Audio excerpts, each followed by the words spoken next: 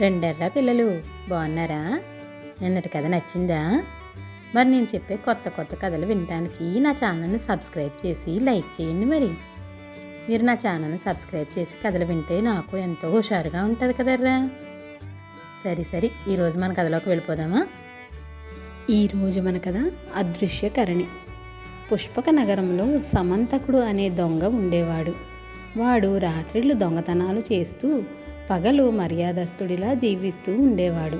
వాడు ధనవంతుడే గాక నిజంగా మర్యాదస్తుడే అనుకుని ఒక ధనికుడు వాడికి తన కుమార్తె అయిన చంపావతినిచ్చి పెళ్లి చేశాడు. చంపావతి గుణవతి, శీలవతి, నీతిగా బతకాలనే ఆశయం కలది. తన భర్త దొంగ అని తెలియడానికి ఆమెకు ఎంతో కాలం పట్టలేదు.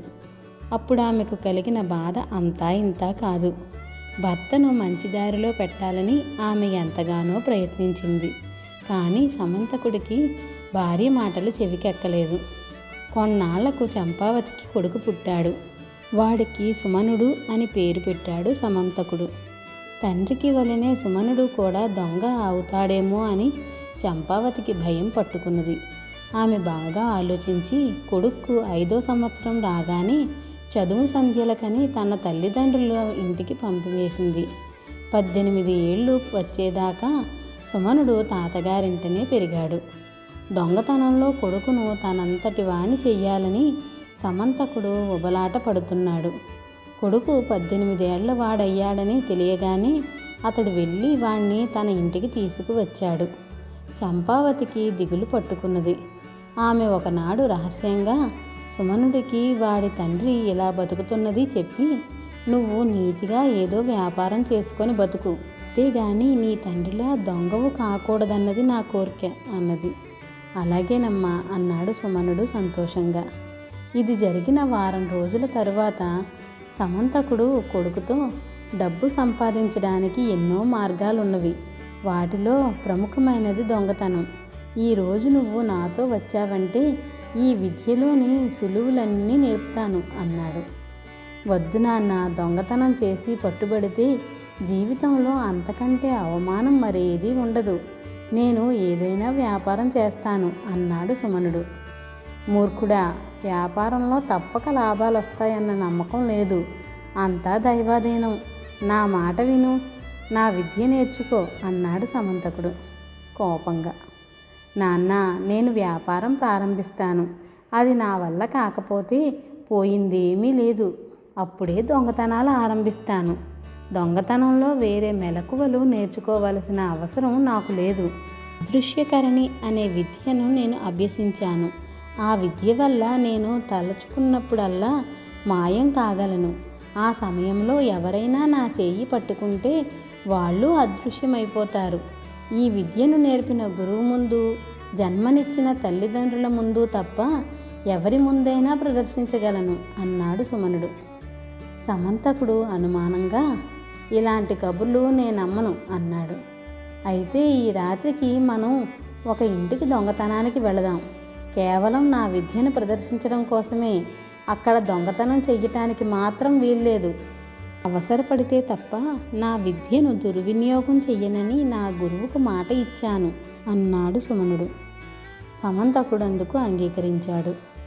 ఆ రాత్రి తండ్రి కొడుకులిద్దరూ నగరంలోకి బయలుదేరారు. ఆ నగరంలో పేరుకెక్కిన వజ్రగుప్తుడనే వ్యాపారి ఇంట ముందు ఆగాడు సుమనుడు. తరువాత తండ్రి చేయి పట్టుకొని ఏవో మంత్రాలు జపించి, నువ్విక మాట్లాడకు, మనం ఎవ్వరికీ కనిపించాం అన్నాడు. ఇంటి చుట్టూ పెద్ద ప్రహారీ గోడ ఉన్నది. సమంతకుడు ఆ గోడ దూకాలనుకున్నాడు. సుమనుడు అతన్ని వారించి, చక్కని రాజమార్గం ఉండగా మనకి అడ్డదారులెందుకు అన్నాడు. ద్వారం వద్ద కాపలావాడున్నాడు. అయినా సుమనుడు సమంతకుడు లోపలికి వెళుతుంటే వాడేమీ పట్టనట్టు ఊరుకున్నాడు. ఇద్దరూ కొంత దూరం నడిచి భవనం సింహద్వారం చేరుకున్నారు. సుమనుడు తెరిచి ఉన్న ద్వారం గుండా లోపలికి పోతూ తండ్రిని, జాగ్రత్త, నా చెయ్యి మాత్రం వదలకు అని చిన్నగా హెచ్చరించాడు. లోపల ఏదో విందు జరుగుతున్నది. కానీ ఒకరు ఆ తండ్రి కొడుకులను గమనించలేదు. సుమనుడు తండ్రిని భవనంలోని అన్ని గదులు తీసుకుపోయాడు. ఒక గదిలో 4 పెద్ద పెద్ద పెట్లున్నవి. వాటిల్లో రత్నమాణిక్యాలు, బంగారు నగలు, బంగారు కాసులు, చీనీ చీరాంబరాలు ఉన్నవి. అవి చూసి సమంతకుడు కళ్ళు చెదిరిపోయాయి. సుమనుడు వారించకుండా ఉన్నట్టయితే అతడు అక్కడి నుంచి ఏదో కొంత అపహరించిపోయేవాడే. తండ్రి కొడుకులిద్దరూ తిరిగి ఇల్లు చేరాక, నీ విద్య ముందు నాకు తెలిసినదంతా దిగదుడిపే, ఈ విద్యను నాకు నేర్పవా అన్నాడు సమంతకుడు. దానికేం తప్పక నేర్పుతాను అన్నాడు సుమనుడు. తరువాత అతడు తండ్రికి అదృశ్యకరణి పూజా విధానం ఎంత కఠినమైనదో చెప్పాడు. ఆ విద్య నేర్వకోరిన వారు ప్రతిరోజు పురాణ పఠనం చెయ్యాలి, నీతి గ్రంథాలు చదవాలి, గంట సేపు దైవ పూజ చెయ్యాలి. ఇవన్నీ యథావిధిగా చేశాక రాత్రి పడుకోబోయే ముందు అదృశ్యకరణి మంత్రాన్ని 100 సార్లు జపించాలి. ఇలా 10 సంవత్సరాలు చేస్తే ఆ విద్య సమంతకుడు వశమవుతుంది. సమంతకుడు అదృశ్యకరణి విద్య నేర్చుకునేటందుకు పట్టుదలతో పూజా విధి ఆరంభించాడు. అప్పుడు సుమనుడు తల్లితో, అమ్మా, 10 సంవత్సరాల వరకు నాన్న దొంగతనాల జోలికి వెళ్ళడు. ఈ కాలంలో నీతి గ్రంథాలు, పురాణాలు చదువుతూ దైవ పూజ చేయటం వలన ఆయనలో దొంగతనం చేయటం తప్పు అని, పాపం అని భావన కలుగుతుంది. ఇంకా నేను వ్యాపారం ప్రారంభించడానికి ఏ అడ్డంకి లేదు అన్నాడు. ఇదంతా ఎలా సాధించావురా అన్నది చంపావతి ఆశ్చర్యంగా. తాతగారింట ఉండి చదువుకునేటప్పుడు నాకు వజ్రగుప్తుడి కుమార్తెతో పరిచయం అయ్యింది. ఆమెకు నేనంటే ఎంతో ఇష్టం. ఆమె సాయంతో ఈ నాటకం ఆడగలిగాను అంటూ గత రాత్రి తాను చేసినదంతా సుమనుడు తల్లికి చెప్పాడు.